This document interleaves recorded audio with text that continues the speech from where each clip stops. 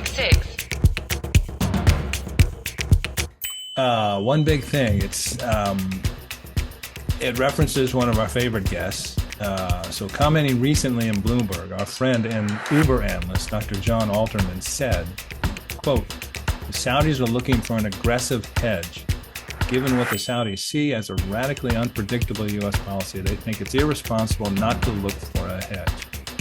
And by radically unpredictable, you're looking at a U.S. policy that changed sharply between Obama and Trump and Biden, unquote. Now, unpredictable, you might argue, is too polite, but John is diplomatic. He's diplomatic. Sorry, he's not a diplomat. But I think we've talked about on the show. We've had guests talk about it, and we'll have more guests talk about it. But we sort of are at the beginning of a new era of U.S. Saudi relations.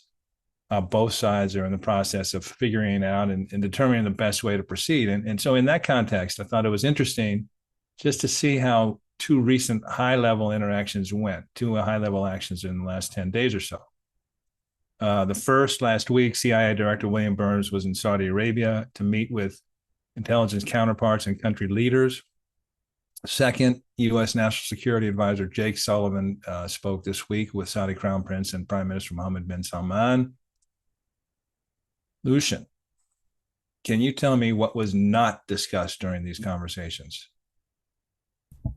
The fact that Lindsey Graham was sitting in the room with the Crown Prince just listening on the other end. I'm obviously kidding. Lindsey Graham, who said, that he would never do anything with Saudi Arabia and that it's a toxic relationship. Yeah, he's not my favorite guy, but I think to answer your question, Richard, did they not talk about oil? Correct. Yes, they did not talk about oil. And this is interesting because when you consider all the ink that's been spilled on the two OPEC production cuts, the 2 million barrels a day in October and the 1.16 just recently, you'd think the oil was very much on the mind, but it was not discussed according to all the readouts and reporting. And perhaps this is the case, Williams Burns is the CIA director, and that intelligence makes sense to reinforce that relationship, which is a healthy working relationship. U.S. National Security Advisor. But I did want to talk about a little bit since I mentioned what William Burns, the CIA director, has talked about. And obviously there wasn't particular readout on that because that's confidential, of course. But what Jake Sullivan and the Crown Prince spoke about, they discussed a number of global regional matters to include ongoing diplomacy related to ending the war in Yemen. Mr. Sullivan highlighted the remarkable progress in Yemen over the past year, during which fighting has nearly ceased under a UN-mediated truce. Our special envoy, Tim Lenderking, is headed out there at this moment. Mr. Sullivan and the Crown Prince also talked about broader trends towards de-escalation in the region. We've talked about this on the 966 to a great extent. Some of the outgrowth, the flowering of diplomacy in the region and deconflicting so many fronts. And interestingly enough, Mr. Sullivan reaffirmed President Biden's unwavering commitment to ensure Iran can never acquire a nuclear weapon. A red line, I think, might come back to bite us at some point, but that's neither here nor there. The readout from the White House closed out with these three things, which I thought is interesting and telling and useful as we try and figure out what's going to happen with this relationship. Mr. Sullivan, the Crown Prince, committed to stay in regular contact and to accelerate contact between the Saudi and U.S. national security teams on issues including, one, the Partnership for Global Infrastructure and Investment, PGII. Now, the PGII is a $600 billion 5-year collaborative effort that was initiated by the Group of Seven, to which the Saudi Arabia is not a party, in June last year, to fund infrastructure projects in developing nations. And there's a number of developing nations that are going to receive this, they're looking at to invest in as a part of the PGII. One of them is Yemen. But the fact that they're talking to Saudi Arabia about this is something I'm guessing makes Saudi Arabia happy, because as we know, Saudi Arabia wants to be seen as a global player, not just a sort of a regional and local power, so to speak. And so this is a G7 initiative, which, as I said, Saudi Arabia is not part of.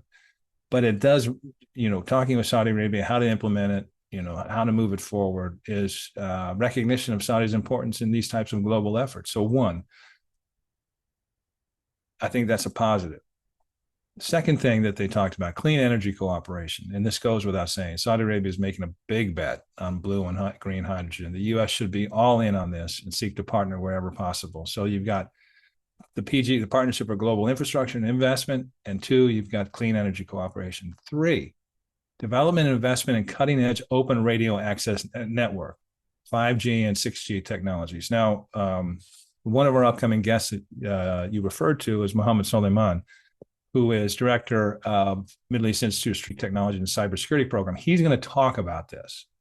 And he's going to talk, and specifically, he's written a number of really interesting pieces recently, but he's going to talk about digital and tech sovereignty in these Gulf countries. And these countries are trying to find a way to develop their digital infrastructures, their digital economies, and their tech sovereignty, in essence, and avoid the essentially, which is a tech war between U.S. and China. And open radio access network, which I don't know a lot about. I've just read the definition and a little bit on background on what it is really a key way that they can move their project and their plans in terms of digitization and tech forward without being hamstrung or get caught in the middle of these wars about Huawei and other things, where tech is coming from, where technology is coming from. Because Open RAN, Radio Access Network, again, I don't know a lot about it. Maybe Mohammed will educate us a little bit. It involves developing interoperable open hardware, software, and interfaces for cellular wireless networks. They can use anything. And so this is, and the reason I wanted to look at the communications that went on between these two interactions, one with Bill Burns and one with Jake Sullivan. I wanted to see what they were talking about. It's encouraging me. These are things they're talking about, because obviously the issues about energy are not going away. U.S. is concerned about this economy. It's concerned about inflation. For every $5 increase in oil prices, U.S. inflation will rise by about 0.2 percentage points. It's not dramatic, but when you're sort of things are in the balance in terms of economy, it's worrisome. But I really like that, these interactions didn't have anything to do with energy, because honestly, Saudi Arabia has made their mind up. They're going to make these choices based on domestic priorities, U.S. be damned. But they were about future priorities: clean energy, open radio access. And they were about acknowledging Saudi Arabia has a role to play at for G7 initiatives.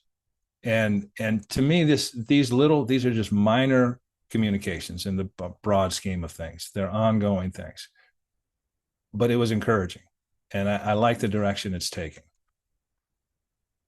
Yeah, I mean, Richard, that was a good one. You mentioned, broader trends. We're going to talk about that in a few seconds as well, with my one big thing, the sort of broader shifts in the region as well. You mentioned as well issues about energy not going away anytime soon. Well, neither are the issues regarding security in the region. Those are all going to sort of be there still. But what you see is a maturing relationship that is absolutely, I mean, isn't it kind of it's becoming so much clearer now. It's becoming more full circle. This is not a client state to parent state relationship as much anymore. And you can kind of see that now. 5 years ago, this readout would have been, we talked about energy markets and, commitment to U.S. security to the region. And, the conversation would not have been about ORAN, 5G and 6G tech, clean energy cooperation. You're just seeing a maturing relationship, but it's happening really quickly. I mean, it's happening within the last 6 weeks, at least on the surface of it. What do the U.S. and France talk about? What's a State Department readout or a National Security Council spokesperson readout of the U.S. call with Macron? That they don't talk about more basic stuff. They get into stuff like this, where it's, we're talking about, cross ocean cable networks and things that, show an active partnership that's bilateral, that is two-way. It's a two-way street. So this is just a good one. I don't have a ton to add to it, Richard, because it's you just see that this statement is very different than previous statements. And they're not all the same, but it's quite an evolution we're seeing right before our eyes. I mean, yeah, I mean, this is really good. And you do see this tempo here in the last 2 to 3 weeks of, Jake Sullivan, Lindsey Graham, CIA Director Bill Burns. There's just a lot of U.S. Saudi, Tim Lunderkin going there now. You're seeing a lot of U.S. Saudi diplomacy in recent weeks, and that's all good. I mean, that's always good. But this is good, Richard. Yeah, I mean, there's a lot to sort of look into this and say, hey, this is a maturing relationship. It's interesting because Bilal Saab, who's our recent guest, was talking about the need to update with urgency our defense relationship, and Mohammed Salman, who I referenced in my one big thing, will talk about a similar need for urgency in the tech relationship. And you can see these things changing. And the overarching, at the end of the day, that phrase is overused. Saudi Arabia still wants a security relationship with the U.S. And I really think Saudi Arabia is making some decisive choices about how it wants to conduct its foreign policy and how it wants to manage its neighborhood relationships. I think it needs to be considered in how far it goes in terms of its relationship with Russia in particular, and also China. Saudi Arabia is still critical, and I think both sides have to be responsible in evolving this relationship.